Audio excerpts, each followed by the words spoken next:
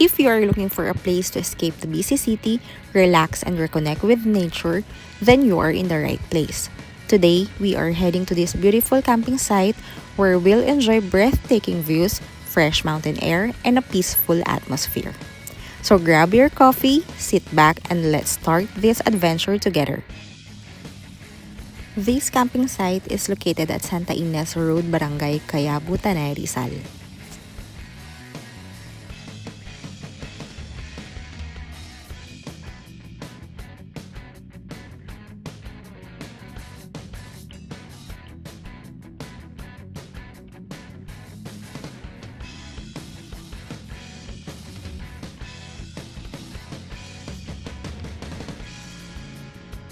Good morning! Morning po. Opo, may po tayo sa Carla.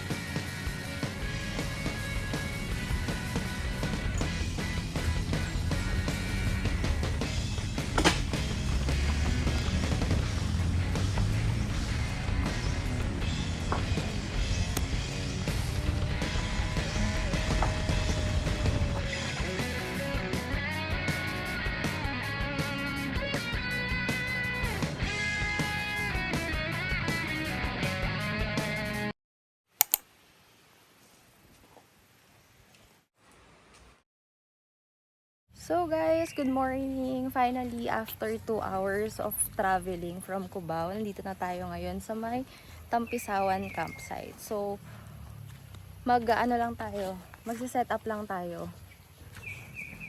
Ayan yung itsura niya. At tapos, ito yung parking area. Medyo malaki rin yung parking area na.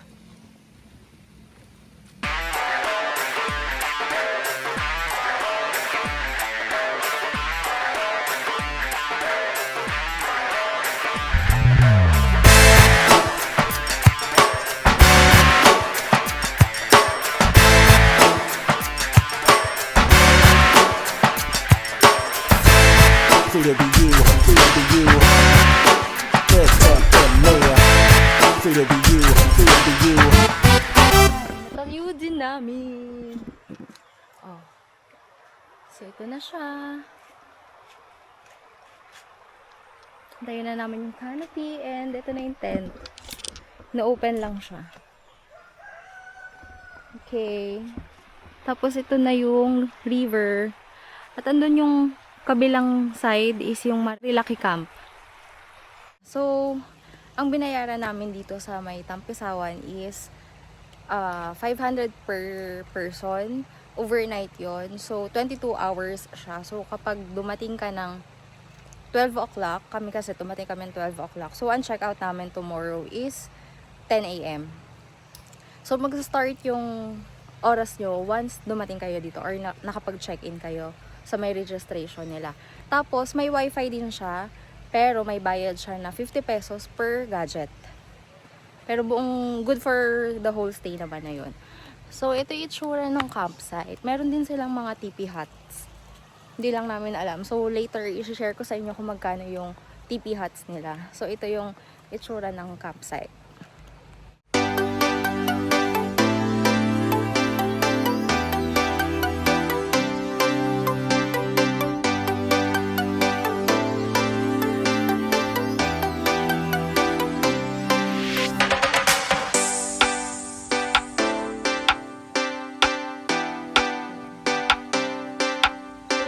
Silang tatlong tiki huts, Nara, Mahogany, and Gimelina. Yan siya. So, medyo maliit lang yung campsite niya. Ayan lang yung ano. Yan.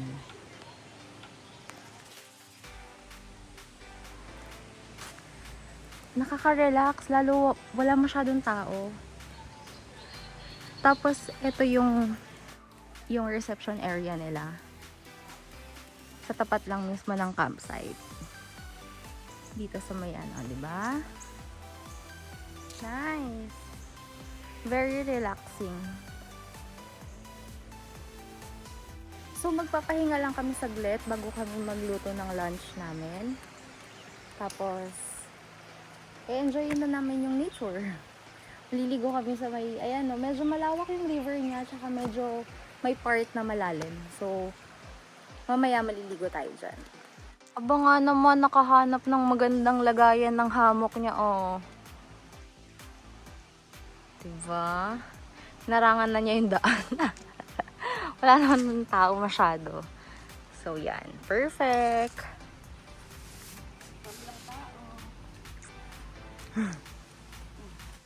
So, ito guys, yung CR nila. Ayan yung restroom. Ito parang bathroom. Ayan.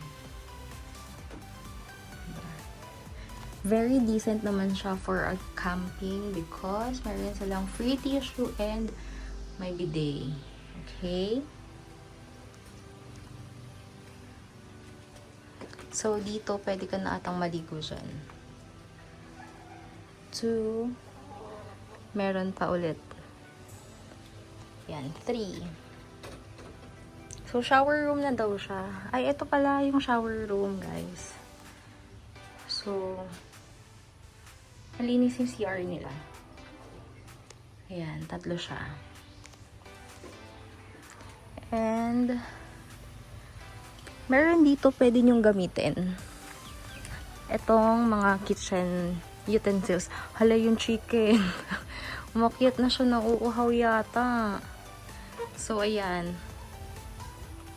May mga kawali. May lutuan din. Ayan. Pwede nyo yung gamitin.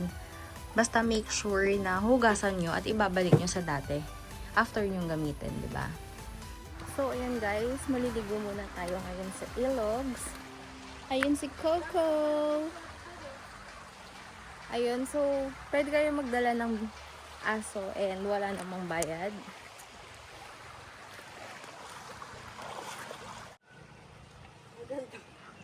Parang hindi naman ang kasya dito. Kasya ka dyan. Pasok mo lang yung kalahating katawan mo. Kalahati. Uupuan ka mo yan. Aray. Yung pinapahirapan ko lang sarili. Kasi tanggal doon. Opa. Tarzan. Oh. I know you're waiting till the morning comes my bed. I just wanna be alone to feel free tonight. Told you so many times, don't wanna look back. Do I break your heart? What I feel inside, it burns me out. Didn't she wonder how I leave you? There's no tears, my love, Humber cries anymore. Now I leave you, I am perfect size for another one. And you and I believe. So, ang binayaran namin dito guys is 50 pesos. Yun dun sa parang entrance fee. Nung nakaraan hindi kami siningil ng 50. Pero ngayon, para daw sa sasakyan, 50 pesos. Tapos, hindi kayo mag-worry kung wala kayong dalang food kasi ang daming tindahan pagkapasok nyo dito.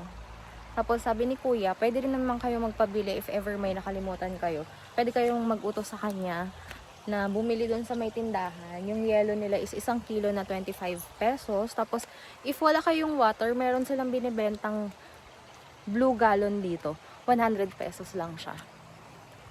Kakao! Hi, baby ko! Sus! Hello po, Coco!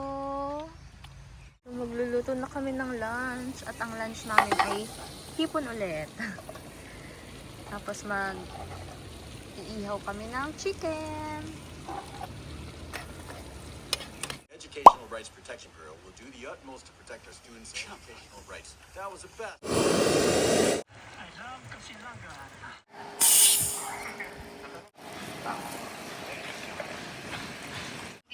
Let's eat!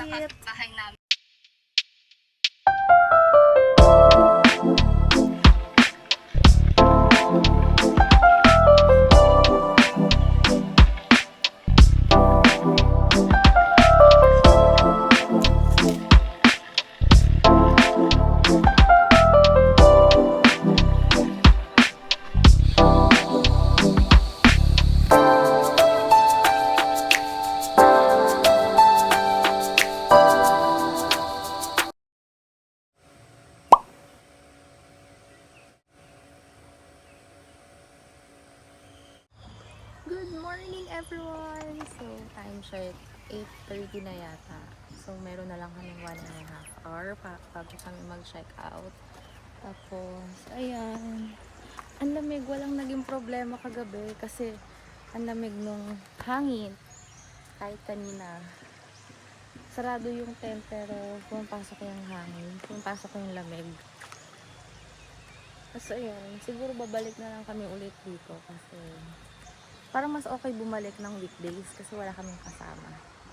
So, ang maririnig mo lang huni ng ibon, tilaok ng manok, tahol ng aso, mga ganun. Tapos kagabi para kaming nasa sa may Africa. Sa may safari zoo kasi naglilibot yung mga aso. Pero mababait naman yung mga aso na nandito. Ito lang pong maliit na tong epal. Naaway niya yung mga malalaking aso. Alam mo naman talaga kaya niya. Ayun, so time to rate this place. Ang rate mo sa place na to? 8. Ha? 8. Ay, bakit 8 lang? Maganda naman yung 8 ah. Oo nga. Pero super ganda niya, no? Babalik ka? Oh, sige, kailan? Next week agad. Ayun. So, bye guys. Thank you for watching. Babae. Wala na, ubos na yung pagkain. Ubus na po ang pagkain namin. Makatingin sa'yo. Sa gilid. Time to unpack, guys. So, ayan siya. Naghuhugas ng mga maruruming damit. Ay, mga maruruming gamit namin. So, till next time, Tampisawan. Bye! Bye-bye, Coco!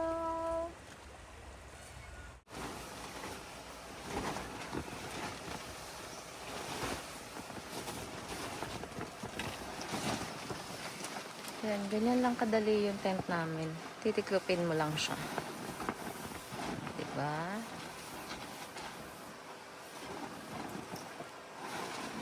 Hindi siya galit kaya hindi niya matiklop.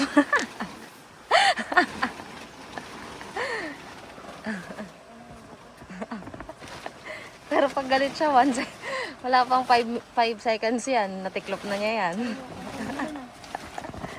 Baka yung sa kabila yun. O, sa kabila nga yata. Ayan.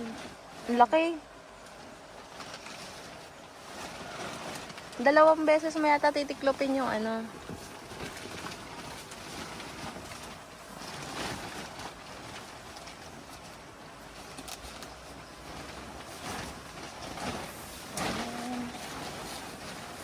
Yan. Oo. Tapos pasok yung isa. Yan.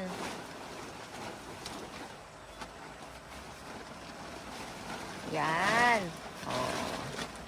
Perfect. 1 minute bago mo natapos.